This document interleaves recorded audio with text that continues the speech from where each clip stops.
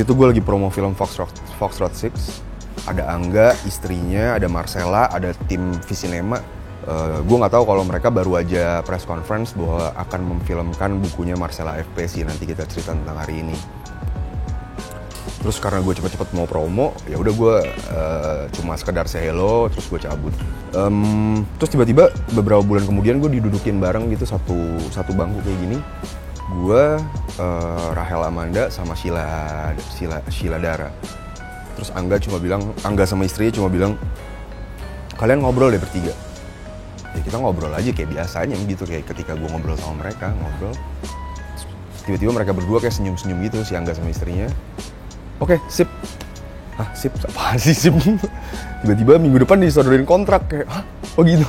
Emang dia tuh lumayan unik, kayak dia punya cara berproses untuk casting orang sendiri, dengan caranya sendiri sih. Ketika gue dapet skenarionya, menurut gue skenario ini udah sangat kuat banget dari segi background story, pengkarakteran. Lalu waktu Angga ngasih skenario juga dia ngasih director's treatment-nya dia.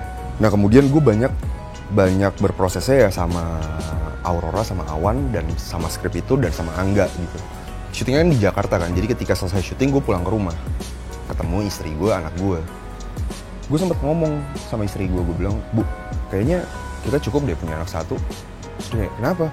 Itu gue takut aja, kayak gue gak bisa ngebagi perasaan, takut Salma nanti, anak gue nanti ngerasa di nomor 2 kan, gitu-gitu.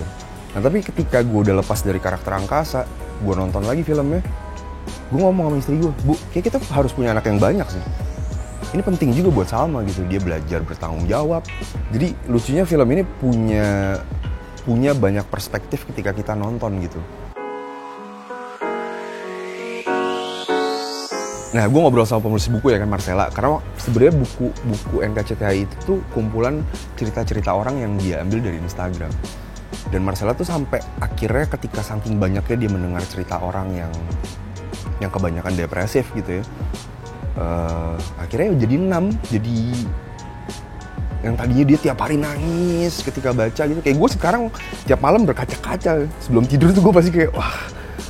Dan yang bikin gue happy kayak se-impactful itu sih. Maksudnya film ini bukan hanya sekedar, maksudnya jumlah penonton ya udah lah ya, tapi yang lebih daripada itu tuh kayak komentar orang, apresiasi orang gitu tuh buat gue kayak jauh lebih penting daripada cuma sekedar numbers.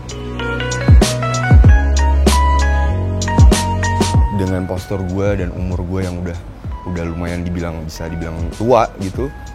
Tadi gue juga itu ada keraguan itu, gue bilang sama enggak, ini gue gak ketuaan ya jadi kakaknya mereka berdua gitu. Tapi ternyata dia punya jawabannya sendiri lah. Jawabannya dia, memang gue pengen bikin ketika lo ada di meja makan sama keluarga lo udah gak cocok ada di situ. Oke.